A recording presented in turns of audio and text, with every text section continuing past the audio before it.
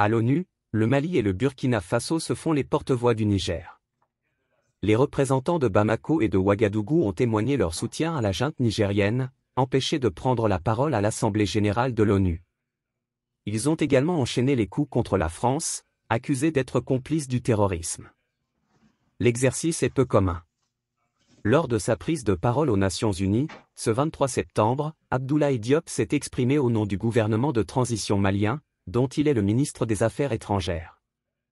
Mais aussi, au nom du général de brigade Abdourahmane Tiani, président du Conseil national pour la sauvegarde de la patrie, CNSP, la junte au pouvoir à Niamey, empêchée de s'exprimer lors de cette 78e Assemblée générale.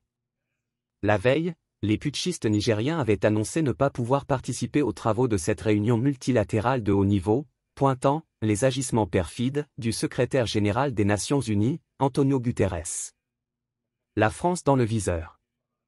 Depuis plusieurs jours, le clan des soutiens du président déchu Mohamed Bazoum et celui des putschistes se faisaient face afin de savoir qui prendrait la parole à New York. Ce ne sera finalement ni l'un ni l'autre. Le 23 septembre, l'Alliance des États du Sahel, signée une semaine plus tôt entre le Mali, le Burkina Faso et le Niger, a donc pris le relais.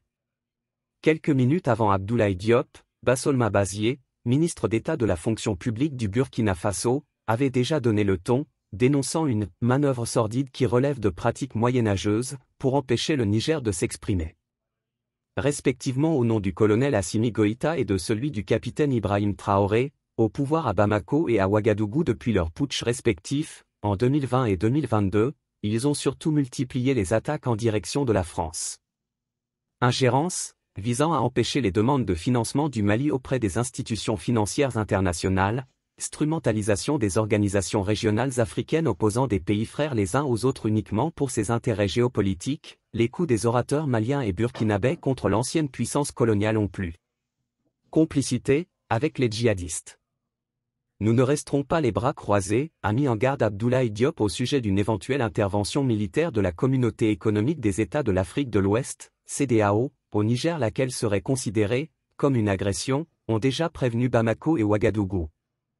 Les représentants maliens et burkinabés ont surtout accusé Paris de « complicité » avec les groupes djihadistes qui sévissent au Sahel. Une accusation déjà portée en août 2022 par Abdoulaye Diop, qui réclamait au Conseil de sécurité de l'ONU l'organisation d'une réunion d'urgence afin d'apporter des « preuves » de la complicité de la France. Preuves qui n'ont toujours pas été rendues publiques un an plus tard.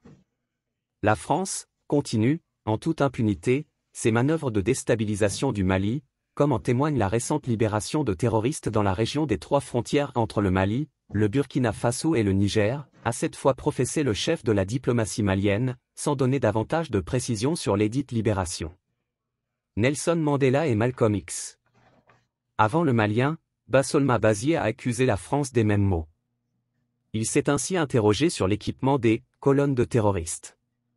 Au Mali, au Niger, au Burkina Faso, il n'y a ni usine de fabrique d'armes, ni de munitions. Qui recrute les terroristes? Qui les entraîne? Qui les nourrit et avec quels moyens? Croyez-vous à cette philanthropie au nom de laquelle des Occidentaux vont envoyer leurs militaires au Sahel mourir pour les beaux yeux des Sahéliens? Si oui, qu'est-ce qui justifie les gesticulations quand on dit à la France de déguerpir militairement, a-t-il martelé. Invoquant Fidel Castro, Patrice Lumumba, Modibo Keïta, Nelson Mandela, Amilcar Cabral, Malcolm X, Martin Luther King ou encore George Floyd, morts ou emprisonnés pour avoir été l'incarnation des rêves, des ambitions, de l'espoir des peuples meurtris, le représentant de Ouagadougou a mis en garde la communauté internationale avec virulence. Sur la question du Niger, notamment, qui a été au cœur de nombreuses rencontres bilatérales au cours de la semaine. Je lance un appel vibrant au peuple sénégalais, béninois, nigérian, ghanéen, tchadien, bissau-guinéen à se mobiliser davantage afin d'éviter que les impérialistes ne mettent le feu au Niger comme ce fut le cas en Libye, a-t-il scandé. Bassolma Bazié s'est par ailleurs aventuré à une courte digression contre l'homosexualité et a appelé les Africains à reconquérir leur culture. Souveraineté.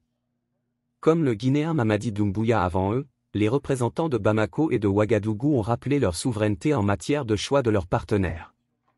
Le Mali ne souhaite pas devenir un théâtre de confrontation ou de compétition entre les intérêts géopolitiques de puissances étrangères, a fait savoir Abdoulaye Diop, se disant prêt à coopérer avec tous les partenaires respectueux de leur souveraineté et de leur choix de partenariat.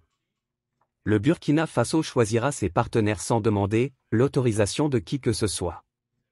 Le chef de la diplomatie malienne a adressé une mention spéciale à la Russie pour son partenariat sincère valorisant les relations d'égal à égal dans le respect mutuel. Dans le même registre, Bassolma Bazié a fait savoir que le Burkina Faso choisirait ses partenaires comme il l'entendrait, qu'il s'agisse de la Russie ou de la Corée du Nord, sans demander l'autorisation de qui que ce soit.